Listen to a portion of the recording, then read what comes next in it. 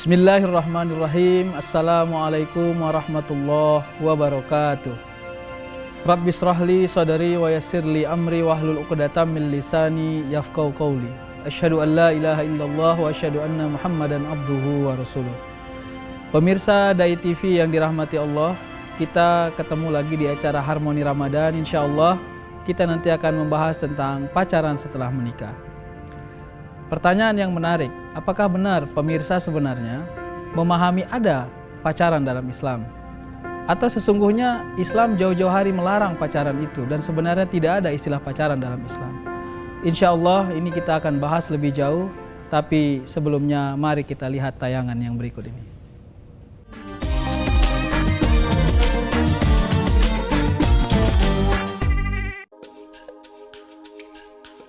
Saling mencintai antara pria dan wanita adalah hal yang fitrah bagi manusia. Kasih sayang inilah yang menjaga keberlangsungan hidup manusia. Rasa kasih sayang ini telah ada sejak Nabi Adam memohon kepada Allah untuk menciptakan teman hidupnya, yakni Hawa. Dalam Islam telah diatur bagaimana menyalurkan fitrah cinta dalam syariat yang rahmatan lil alamin atau penuh rahmat pada alam semesta. Dalam kehidupan remaja saat ini, sudah menjadi hal yang biasa jika penyaluran cinta ala mereka disebut dengan pacaran, yang jelas bertentangan dengan hukum agama. Pacaran adalah pintu yang lebar dan dekat pada perzinahan, dan hal ini jelas dilarang dalam Islam, sebagaimana firman Allah Subhanahu wa Ta'ala dalam Al-Quran Surah Al-Isra ayat 32, dan janganlah kamu mendekati zina. Sesungguhnya zina itu adalah suatu perbuatan yang keji dan suatu jalan yang buruk. Islam yang sempurna telah mengatur hubungan antara pria dan wanita dalam ikatan suci pernikahan yang bukan diawali dengan pacaran, tetapi mengenal karakter calon pasangan hidup tanpa melanggar syariat. Semoga di bulan suci Ramadan ini kita dapat meningkatkan ketakwaan kepada Allah Subhanahu wa Ta'ala, rasa kasih sayang dalam keluarga dan kehidupan rumah tangga, serta kepada sesama. Khusus kepada kaum remaja yang sedang dilanda asmara, semoga dapat lebih mendekatkan diri kepada Allah Subhanahu wa Ta'ala daripada kekasih pujaannya.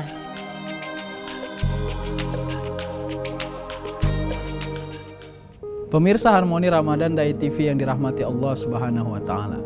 Di dalam Al-Quran Allah mengisyaratkan wala taqrabuz zina innahu kana fahisyatan wa sa'a sabila, bahwa sesungguhnya tidak boleh kita mendekati zina karena itu perbuatan yang tidak disukai Allah dan perbuatan yang amat buruk. Ayat ini sebenarnya indikasinya adalah larangan bahwa siapapun orang-orang yang belum pada taraf ingin menikah tapi melakukan perbuatan yang berdekatan dengan zina apapun bentuk dan modelnya, maka sesungguhnya itu adalah keburukan dan dosa di hadapan Allah. Ini yang harus kita pahami. Seperti pertanyaan yang kita sebut tadi, apakah sebenarnya ada pacaran dalam Islam? Sesungguhnya Islam tidak pernah mengajarkan pacaran. Yang diisyaratkan di dalam Al-Quran surah Al-Hujurat adalah ya ayuhan nas inna khalaqnakum min zakari wa unsa su'uba wa qabaila lita'arufu inna akramakum indallahi atqakum, bahwa sesungguhnya orang-orang telah diciptakan Allah, baik laki-laki maupun perempuan, bersuku-suku, berbangsa-bangsa. Gunanya untuk apa? Lita'arufu, untuk ta'aruf. Ayat inilah nanti yang menjadi indikasi sesungguhnya bahwa istilah yang dipakai di dalam Islam adalah ta'aruf, tidak pernah ada istilah pacaran. Hal ini nanti menjadi latar belakang yang menarik bagi kita, bahwa seolah-olah banyak di antara kita yang mencoba memaklumi kalau anaknya pacaran lalu melakukan sesuatu yang dilarang oleh Allah, bahkan dosa dan maksiat, maka itu dianggap sebagai sebuah kemakluman saja. Tidak banyak orang yang bisa berhasil paham bahwa sesungguhnya menjaga diri, kalau dalam istilah Al-Quran dan dalam istilah hadis, menjaga kemaluan ini bagian dari ibadah yang dilakukan khususnya dan terutama kepada orang-orang yang belum menikah. Pemirsa Harmoni Ramadan Dai TV yang dirahmati Allah Subhanahu wa Ta'ala, bolehlah kita sebut mungkin banyak anak muda di antara kita yang pergi berduaan, pergi bersepi-sepian, ya mungkin pergi nonton atau pergi berjalan berduaan tanpa muhrim, yang kita khawatir di dalamnya ada perbuatan-perbuatan maksiat yang maksiat itu justru mengecilkan dan mengkerdilkan nilai-nilai kesucian dirinya. Pemirsa Dai TV yang dirahmati Allah, inilah yang harus kita pahami, bahwa sesungguhnya di dalam Islam tidak ada pacaran. Bahwa sesungguhnya di dalam Islam itu bagaimana kita harus berhasil menjaga diri, menjaga aib, menjaga kesucian kita dari sesuatu yang tidak disukai oleh Allah. Misalnya Allah mengisyaratkan di dalam Quran surah An-Nur. Di situ ada ayat yang menegaskan bahwa bagaimana seorang laki-laki harus berhasil menahan pandangannya. Seorang laki-laki harus berhasil menjaga kemaluannya. Begitu juga perempuan harus berhasil menahan pandangannya dan menjaga kemaluannya. Artinya apa? Artinya tidak ada pacaran di dalam Islam. Bahwa memang kita ingin mengenal orang yang akan kita nikahi atau menikahi kita, tapi perkenalan itu sudah diatur baik di dalam Al-Quran maupun di dalam hadis-hadis Rasulullah SAW. Dalam beberapa riwayat kita melihat ketika ada sahabat yang ingin menikah, lalu dia bertanya kepada Rasul, lalu Rasul mengisyaratkan, tanyalah kepada orang-orang terdekatnya, tanyalah kepada keluarganya, tanyalah kepada tetangganya tentang baik dan buruknya. Dalam beberapa hal lain juga Rasul pernah merekomendasikan seorang sahabat untuk menikahi seorang perempuan, tapi itu tetap dalam kerangka ta'aruf. Tidak ada perkenalan yang jauh lebih buruk dari perkenalan yang memang dilarang oleh Allah, dilarang oleh syariat, apalagi benar-benar menentang atau mungkar terhadap apa yang diperintahkan Allah. Pemirsa Harmoni Ramadan Dai TV yang dirahmati Allah, ada beberapa hal yang harus dilakukan. Yang pertama, pahamilah bahwa di dalam Islam rasa malu kita itu bagian dari iman. Al-haya'u minal iman. Bahwa rasa malu kita untuk mengobral diri kita, saya ingin sebut itu mengobral diri. Orang yang suka pacaran ke sini, pacaran ke sana, berganti-ganti pasangan, itu sesungguhnya adalah mengobral dirinya. Bahwa dia tidak pahami, semakin orang banyak mengetahui tentang dirinya, apalagi mengetahui luar dalamnya, saya mohon maaf, tapi memang ini menjadi bagian yang harus kita pesankan. Itu bagian dari yang diobral. Itu kenapa yang disarankan adalah bagi orang-orang yang belum mampu menikah, maka disarankan di dalam hadis Rasul, berpuasalah. Berpuasalah itu boleh kita sebut puasa secara lahir, puasa secara batin. Puasa secara lahir ya berpuasa seperti layaknya orang berpuasa menahan makan dan dahaga. Tapi puasa secara batin termasuk di dalamnya adalah menjaga pandangan, menjaga aurat, menjaga kemaluan. Pemirsa Harmoni Ramadan yang dirahmati Allah, ada beberapa kiat. Yang pertama, bagaimana kita melakukan atau menjaga diri kita untuk tidak melakukan kesalahan, apalagi ketika kita membincang kesalahan ini dalam kategori pacaran misalnya. Kita harus berhasil menjaga diri kita, kehormatan diri kita, apalagi perempuan mungkin atau laki-laki juga. Mulailah menjaga diri kita. Sebaik-baik pacaran itu sesungguhnya adalah orang-orang yang setelah menikah. Banyak orang yang ketika ta'aruf dia mengatakan kepada dirinya, ya Allah, bismillahirrahmanirrahim, saya mau ini suami saya atau ini istri saya azamkan dialah pembimbing saya dan penjaga kehidupan saya. Setelah itu mereka akan saling mengenal, berupaya melihat sisi baik dan sisi buruk, berupaya memaklumi kelebihan dan kekurangannya. Sesungguhnya pacaran yang hakiki boleh dilakukan setelah menikah, tapi tidak pernah ada istilah pacaran sebelum menikah. Pemirsa Harmoni Ramadan yang dirahmati Allah, oleh karenanya mulai dari diri sendiri. Pasang target kehidupan bahwa saya memang harus menjadi orang yang baik. Saya menjadi orang yang memang dianggap tidak sepele oleh orang lain. Bagaimana buktinya? Buktinya adalah saya punya jati diri tentang bagaimana memilih pasangan, bagaimana melihat pasangan, dan bagaimana akhirnya menentukan pasangan, tentunya dengan ta'aruf. Di dalam Islam diisyaratkan di dalam sebuah hadis, ketika kita ingin memilih pasangan boleh dilihat beberapa hal. Boleh dilihat hartanya, boleh dilihat keturunannya, boleh dilihat bagaimana nanti masa depannya. Tapi yang paling utama dari yang kita lihat adalah sesungguhnya bagaimana motivasi keimanannya, bagaimana nilai-nilai ketaatannya kepada Allah. Karena sesungguhnya itulah yang menjamin dan menjaga kita untuk tetap istiqomah dalam kebenaran. Pemirsa Dai TV yang dirahmati Allah, yang kedua, kita harus berhasil untuk memilih pasangan kita juga supaya kita terhindar dari hal-hal yang salah, hal-hal yang membuat kita berdosa, apalagi ketika memilih pasangan adalah melibatkan keluarga untuk ikut serta di dalamnya. Di dalam beberapa riwayat memang terutama itu juga diatur di dalam fikih bahwa sesungguhnya peran ayah itu sangat penting terhadap menentukan siapa sebenarnya pasangan yang layak kepada anaknya. Tapi bukan seperti Siti Nurbaya yang memaksakan.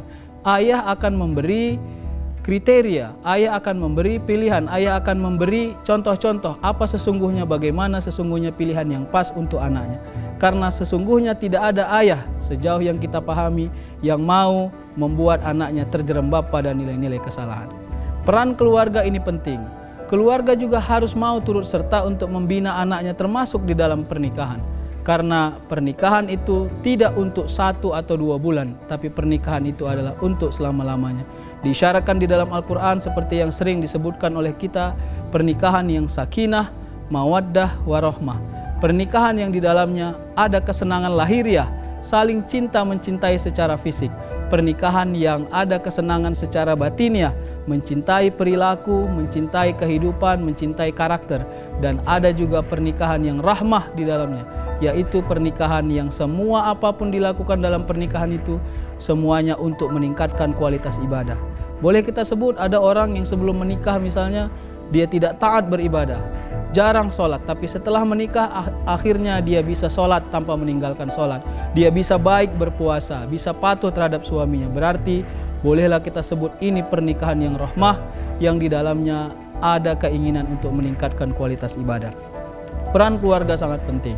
Yang ketiga, pemirsa Dai TV yang dirahmati Allah, bagaimana kita memerankan orang-orang sekeliling kita. Istilah ta'aruf di dalam Islam ketika kita membincang tentang pernikahan, bagaimana kita melibatkan tetangga, saudara, keponakan, orang tua untuk mengenal siapa sesungguhnya calon yang akan kita nikahi atau menikahi kita.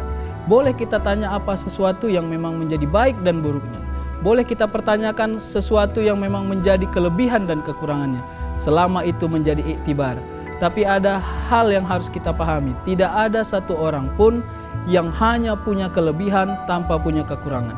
Tidak ada satu orang pun yang hanya dia punya kebaikan tanpa keburukan. Maka tugas kita selanjutnya adalah, kalau kita diberitahu tentang keburukan dan kekurangan calon pasangan kita, calon suami kita, calon istri kita, apakah kita siap memaklumi itu menjadi bagian dari kehidupan kita? Karena apalah jadinya perkawinan atau pernikahan yang di dalamnya hanya ingin menyalahkan satu sama lain, berperang tidak pernah usai, hanya ribut melulu. Ini yang menjadi indikasi bahwa sesungguhnya pernikahan dalam Islam tujuannya adalah sakinah, mawaddah, warahmah. Oleh karenanya kita perankan orang-orang sekeliling kita, dan itulah model ta'aruf yang benar di dalam Islam. Apakah boleh kita melihat fisik calon pasangan kita? Kalau dia perempuan boleh, tapi hanya sebatas wajah dan telapak tangannya. Selebih itu boleh berkomunikasi hanya sebatas mengetahui apa yang diinginkan. Boleh kita bertanya tentang apa yang menjadi tujuan dan masa depan hidupnya. Tapi lebih dari itu tanpa muhrim dilarang oleh Allah, dan boleh juga disebut tidak dibenarkan di dalam Islam.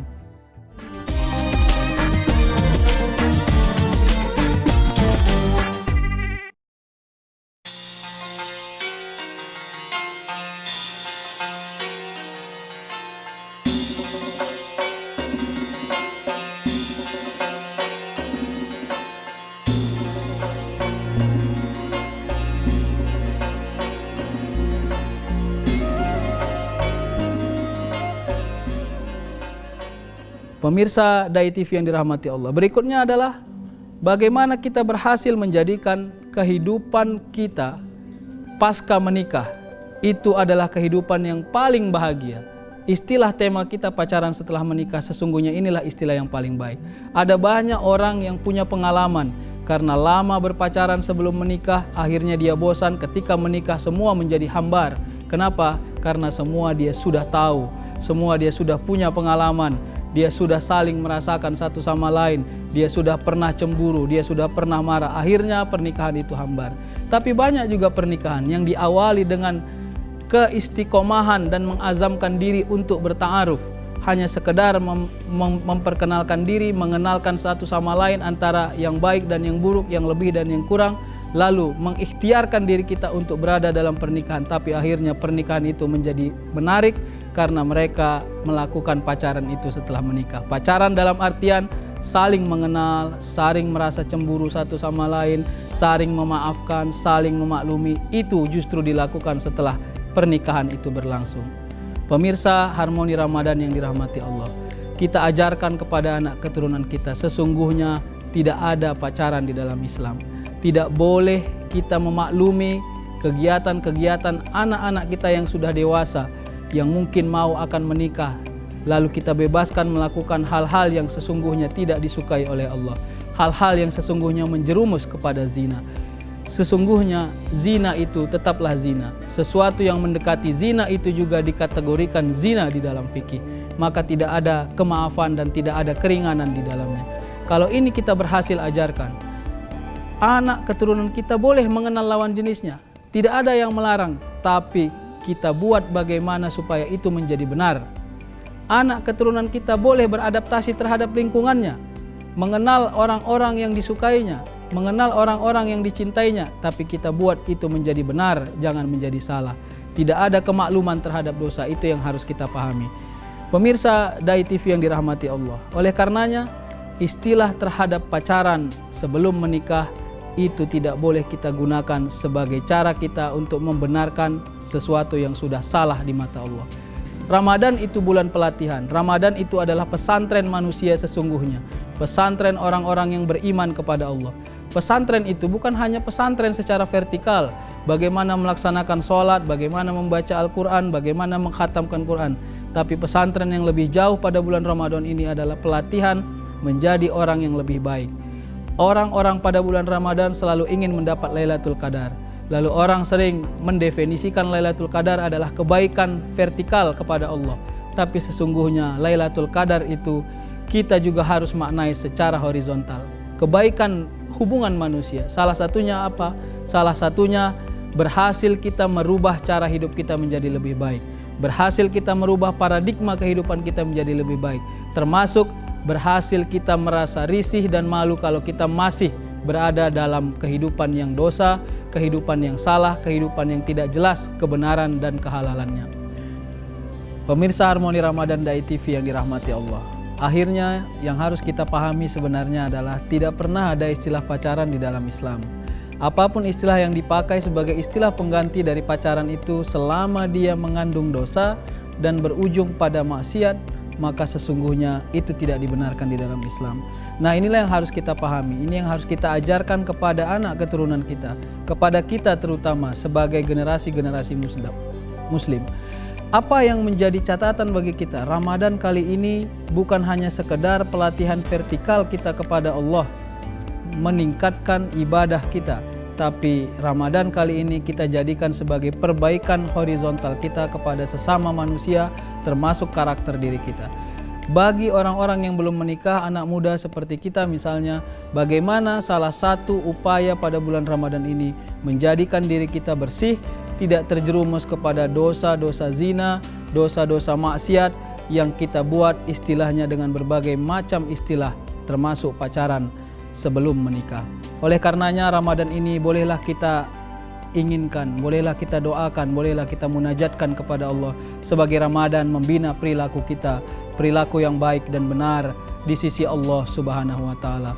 Semoga apapun yang kita lakukan selama bulan Ramadan ini, dari hari pertama sampai hari ke-30 nanti, dan kita menjadi orang yang Idul Fitri adalah orang yang mampu merubah karakter hidupnya, merubah karakter perilakunya, termasuk pola kehidupannya untuk tidak terjerumus pada dosa zina dan dosa maksiat. Semoga Allah meridhoi kita. Demikian saja yang bisa saya sampaikan. Ilal liqa, ma'assalamah, wassalamualaikum warahmatullahi wabarakatuh.